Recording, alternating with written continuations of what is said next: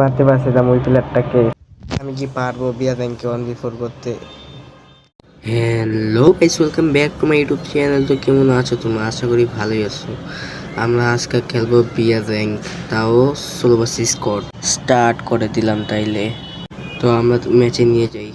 আমাদের match start হয়ে গেছে। কালাহারি ম্যাপ পড়ছে মনে হয়। এটা লগিতে ব্লু ওয়েল। টাইমটাকে ফাস্ট করে দেই। সুপারম্যান এত জলদি উড়ে না, যত জলদি আমি স্পিড করে দিছি ভিডিওটার। মাঝে মধ্যে কিছু সাউন্ড লাগাই দিব পায়। তারপর সাইডে একটু খাবার নিলাম, ট্রেনিং খাইলাম, আবার খাইলাম। দেখি সামনে পিলার আছে নি।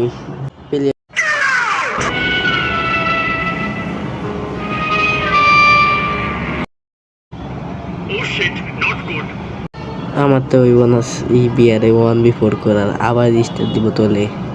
দেখি এবার পারিনি। স্টার্ট করে দিলাম তাইলে। লাগাচ্ছে ইমোজি। ম্যাচ স্টার্ট হয়ে গেছে। আমরা ম্যাচে নিয়ে যাই।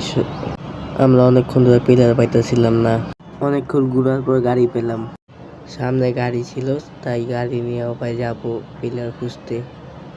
গাড়িতে উঠে পেলাম, আবার টান দিয়ে একটা এনিমির দ্বারে নিয়ে যাই, ফাস্ট করে দিই ভিডিওটা। অনেকক্ষণ ঘোরাঘুরির পর একটা প্লেয়ার পাইলাম।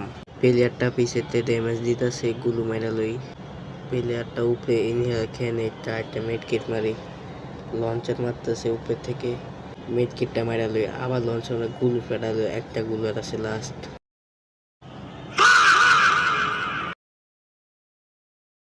অনেকক্ষণ ধরে চেষ্টা করার পরও মারতে পারতেছিলাম না, খালি শট মারতেছিলাম, উল্টা উল্টা গেতাছে।